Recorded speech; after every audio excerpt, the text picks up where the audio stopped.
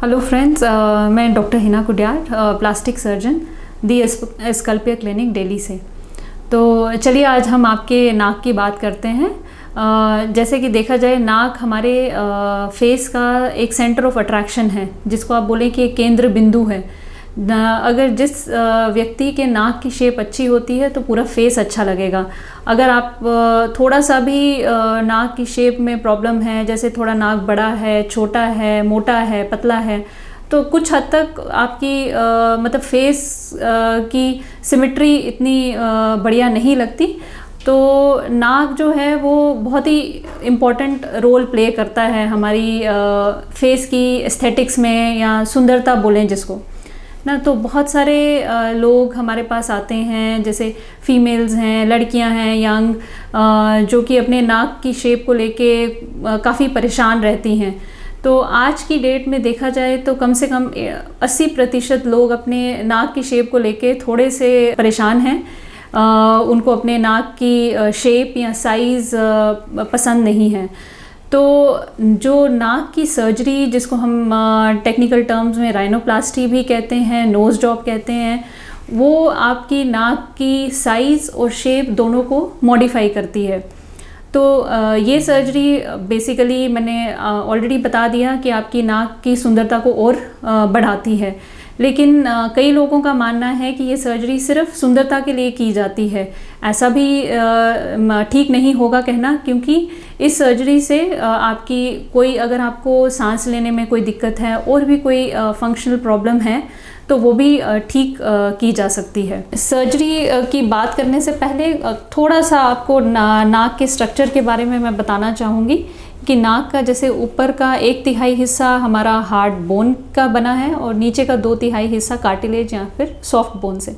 तो जो भी नाक की शेप की प्रॉब्लम्स रहती हैं वो इन दोनों की वजह से हो सकती हैं। जैसे अगर आपकी बोन बहुत ज़्यादा प्रोमिनेंट है तो उसको हम हम्प बोलते हैं। अगर वो बिल्कुल कई लोगों में वो बिल्कुल फ्लैट रहता है। कई पेशेंट्स की जो टिप होती है वो मोटी रहती है। कईयों की टिप नीचे की तरफ थोड़ी सी झुकी हुई होती है, जिसको हम ड्रूपिंग टिप कहते हैं। तो ये सब प्रॉब्लम्स जो हैं दोनों की कॉम्बिनेशन से हो सकती हैं, या हार्ड बोन से या सॉफ्ट बोन से।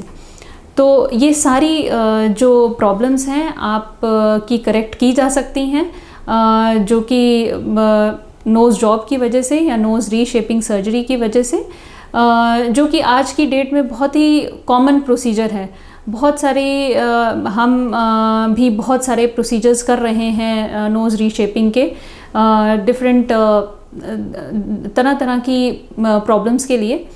तो ये एक बहुत ही आसान और एक बहुत कॉमन प्रोसीजर है आज कॉस्मेटिक सर्जरी का। इस सर्जरी में सबसे ज़्यादा ज़रूरी बात ये है कि कुछ पेशेंट्स हमारे पास आते हैं, वो बोलते हैं कि हमें उस सेलिब्रिटी की तरह नाक चाहिए।